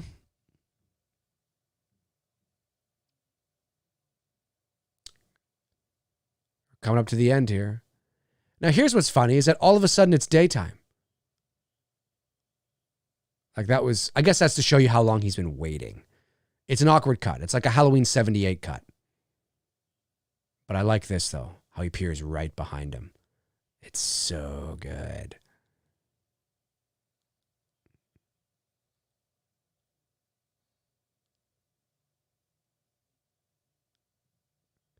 It's so good. It's so good. It's so well done. And clearly the Predator uses not a sense of smell, right? He's using other sensories. Now, all of a sudden, it's like nighttime again. Yeah, see, that's one thing I found very strange, that it was daytime, and now it's like nighttime again. A little strange. Just a little bit. Just a little bit. Just a little strange. Joanna from Canada says, I never realized Arnold's eyes are blue until now. Are they blue? They might be. Yeah.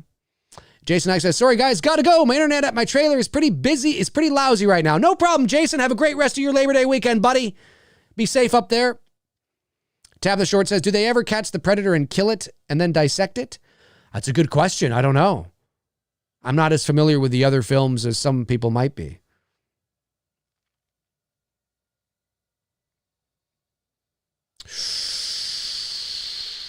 Shit just got real. Yeah, and now it's like full on nighttime. So there was a brief moment there where it was like daytime. And now it's nighttime. Again.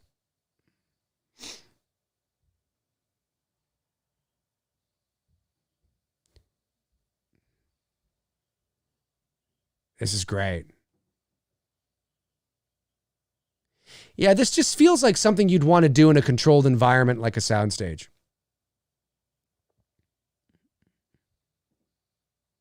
But it might not be a soundstage. Great pyrotechnics, though. Great work. Great stuff.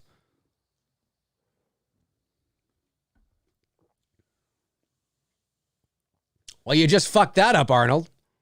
He's injured. Predator's got the upper hand here. Oh, Predator's... He's damaged. He's damaged. Joanna from Canada says, love this whole ending. Amazing. It is amazing. It absolutely is amazing. I could not agree more. Oh, I got a text message. And the text message is from Bruce Dale. And Bruce says, okay.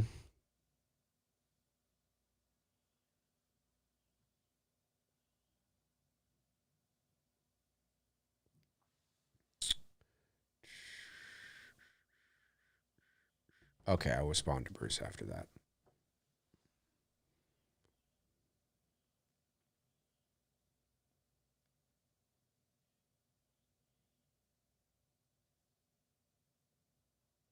I will respond to that. Anna says, it's responding to Tabitha. Cool.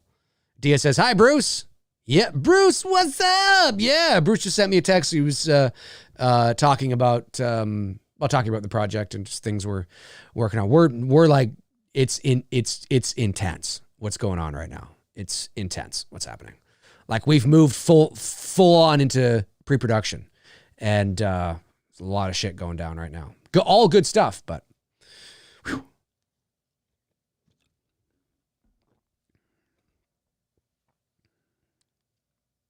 Yeah, this is a great ending.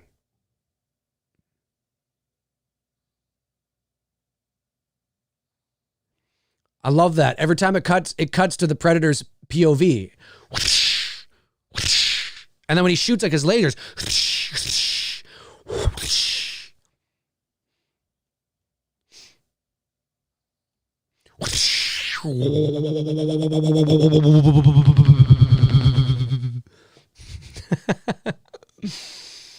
Dia Maria says, I'm still so excited, you guys. We're green lighted. Me too, Dia.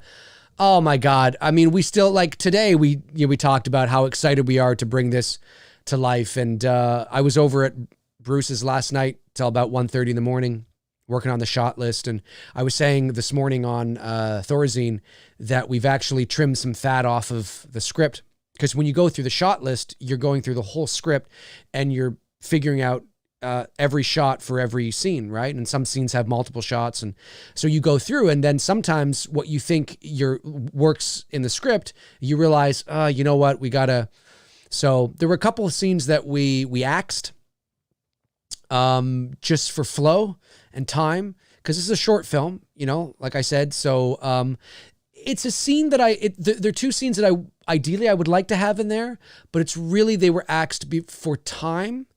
Nothing monumental to the movie. I mean, it doesn't, there are two scenes that you can axe, you know what I mean? But we only have 6 days to shoot this. And, we're paying a lot of money, for those 6 days, and it's going to be a tight schedule. And, we're just thinking of the logistics, and we have night shoots and day shoots. And we were just like, maybe we should get rid of these two scenes to help speed up our production schedule. So, and it's cool. I mean, it's really neat to work through that process and whatnot. And then on Tuesday, I'm going back over to his place Tuesday evening to hopefully we can finish off the shot list.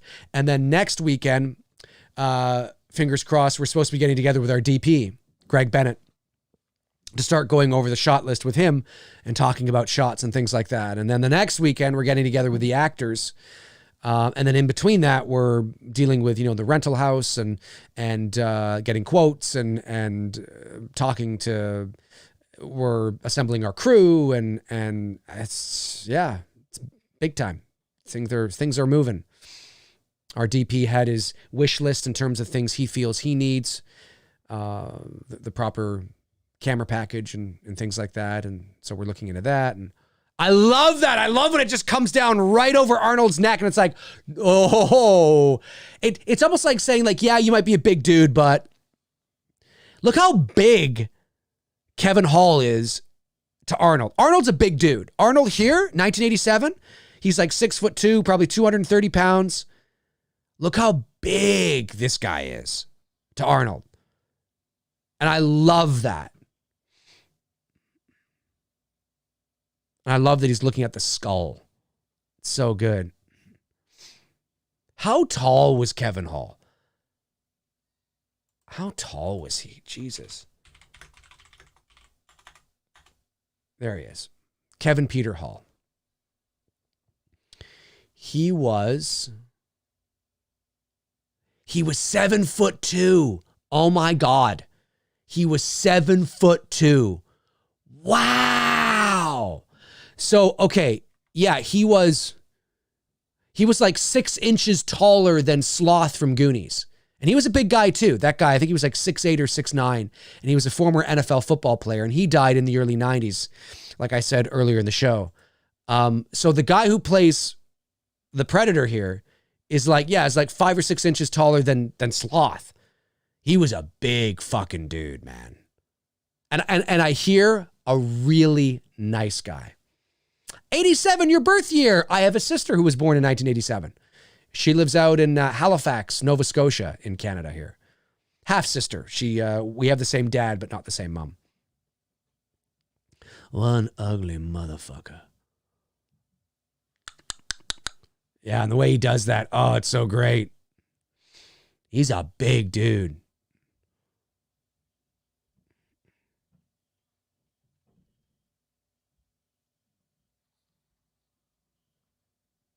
How fucking huge he is. I love that sound.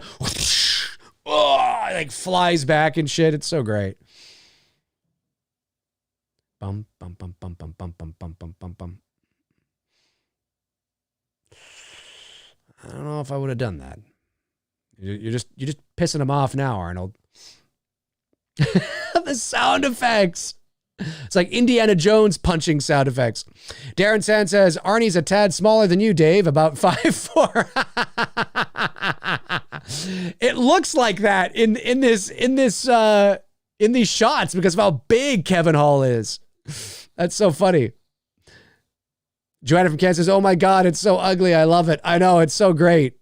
It's so great. Dia Maria says, a face only a mother could love. That is true. That is true. And I love that we're seeing it from the Predator's perspective all through the infrared, and it looks really great. What it would look like to him, I think that's really cool. Or it, maybe we should call him an it. And the growling and the howling, it's like, what the fuck?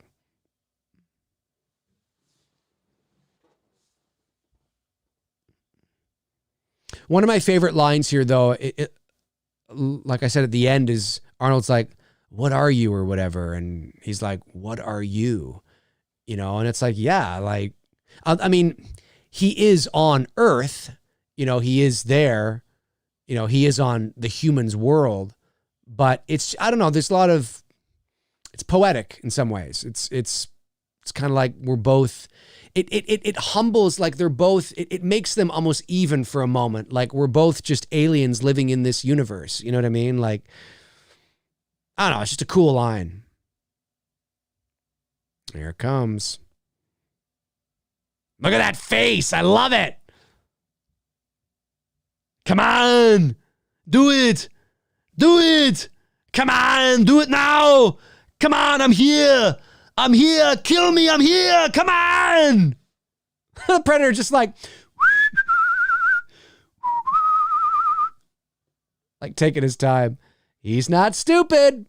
He's not a predator for a reason. Arnold's like, come on. Fuck. Do it. Come on. Do it now. I'm here. Come on. Kill me now. So smart. Yeah, predators are smart. Of course, Ooh.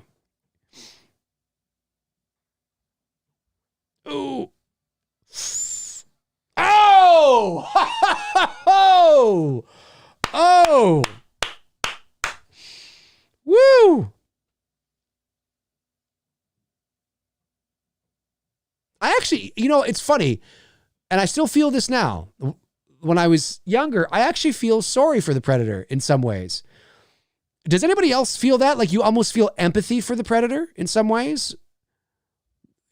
When he's dying? I don't know. I kind of feel a little sad. Maybe I'm the only one. Joanna from Canada says, nothing beats the practical mask. It's so slimy and perfect. Could not agree more. Could not agree more. Yeah, like right now, I feel for him. I feel a little bit of empathy, a little bit of, like, because at the end of the day, it's just like, it's like predators are not, it's like a cat or a dog. Hang on. What the hell are you? Here it comes. Such a great line. The hell are you? Love it. Love it. That's so like important to almost the message of the movie in some message of the movie. But I think you know what I'm trying to say. But it's because predators like cats or tigers, you know, I mean, they're not, it's instinctual, right? Like they're not doing it. A cat doesn't kill a mouse because it hates the mouse, you know, or it's being evil, you know, although the predator is delivering a little bit of an evil laugh here, but it's Billy, I think. Isn't that Billy's laugh? It's Billy's laugh, which is creepy in and of itself. It's not really the predator. It's just mimicking sort of, you know, but anyway, yeah, like it's just, you know, it is what it is. Like it's the predator wasn't necessarily being evil because he had no personal history. There was no prior history to these people. It's not like the war that the humans were fighting, they were using the predator as their weapon. The predator was just there, you know? So yeah, I do feel a little empathy, a little sad for him at the end. And I think that was the point too. I think that was intentional. I think if you were to ask John McTiernan, you'd be like, I'm good. I'm glad you feel a little something for him because I wanted you to. Oh, nothing like a matte painting explosion, man. I'm telling you. It's good though. It looks good. I'm pretty sure that's a matte painting. Darren Sand says, indeed, Dave. Yeah, that's cool. That's cool that you do too. I always felt for him. Cool. Me too.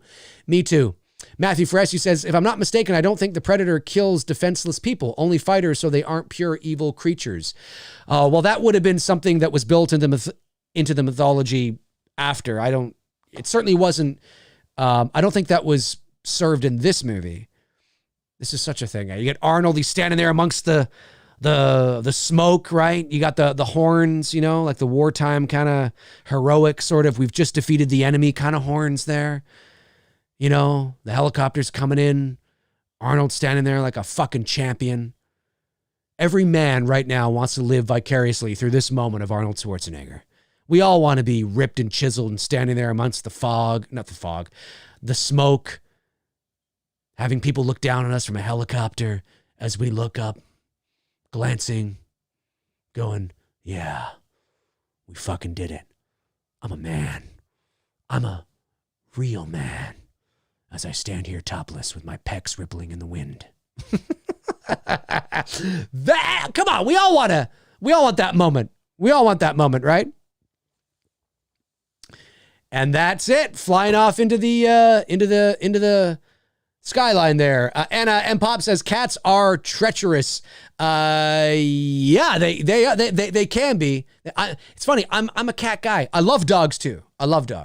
But I love dogs. I love dogs too. I really do.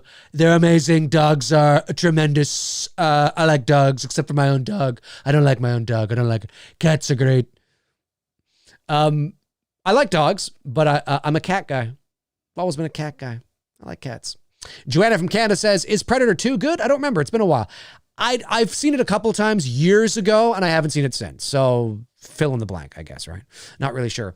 But yeah, folks, that is it. That is Predator, 1987's Predator, starring Arnold Schwarzenegger, Carl Weathers, Bill Duke, of course, Jesse Ventura. What an amazing film, and one of the quintessential examples of an 80s action movie. And it's definitely something that I think there's sort of like a select few movies that you show somebody who's never seen an 80s action movie. You show them the first Terminator, you show them Die Hard, which is almost the quintessential action movie, like probably one of the best action movies of all time, and if not the best action movie of all time. And then you show Predator as well, which is up there. And there are others, but those are three that are definitely always on my list to show somebody, an 80s sci-fi, because it's sci-fi too, right? You know, this week's or this month's theme, of course, was sci-fi. So certainly RoboCop's, like, it's action sci-fi, right? I consider Terminator like action sci-fi. I know some people consider it horror, and I'm like, I think there are horror. I think the idea is horrific. The themes are horrific in Terminator, but I wouldn't necessarily classify Terminator a horror movie. You know what I mean? Like, I think that's being a little lax with the term horror. But anyway, that's just me. It's more, it's action sci-fi. You know, same with Predator. I don't really consider Predator a horror movie. It's action sci-fi. Die Hard's just action. You know what I mean? Because it's based sort of in, you know, reality. But anyway, yeah, really cool stuff, folks. I really appreciate you guys tuning in. You guys are amazing. If you're watching after the fact, thank you so much for tuning in. If you want to get in on Saturday movie night, it's exclusive to my level 2 and 3 patrons only. If you want to have a chance to vote on the movie we watch once a month, of course, again, that is level number 3. So I am going to skedaddle because I have a few things I need to do, but you guys are amazing. Thank you to everybody in the chat room right now for your continued support each and every month to the channel. I really appreciate it. If you are celebrating Labor Day, I mean, who really celebrates Labor Day? Nobody celebrates Labor Day. But if it is a long weekend for you, I know it is in the United States. It is here in Canada. I'm not sure if it is over the pond or not, but enjoy your long weekend if it is a long weekend for you. And if it's not, enjoy the rest of your weekend. That will do it for me. You guys are amazing. I will be back Monday night, even though it's Labor Day. I will be back Monday night at 7 o'clock p.m. Eastern Standard Time for Two Dudes and Some Bullshit. Tony, Michael, and I, we're trying to figure out, well, it's up to me, really, because he's game for either. I have to decide whether we're going to watch Friday the 13th Part 3 or Friday the 13th Part 4. I know 4 is more the fan favorite over 3, even though 3 is our first introduction to the hockey mask and yada, yada, yada. 3 is pretty good, got some good kills. I think 4 is probably the one we'll do just because I think 4, people really love 4. You know what I mean? So I think we'll probably do Friday the 13th 4 on Monday night. But I'll make the announcement tomorrow at some point during the day. So guys, yeah, you guys are amazing. And I will talk to you guys soon. Alrighty, have a great rest of your weekend. Great rest of your weekend. Excuse me, not weekend, weekend. Cheers.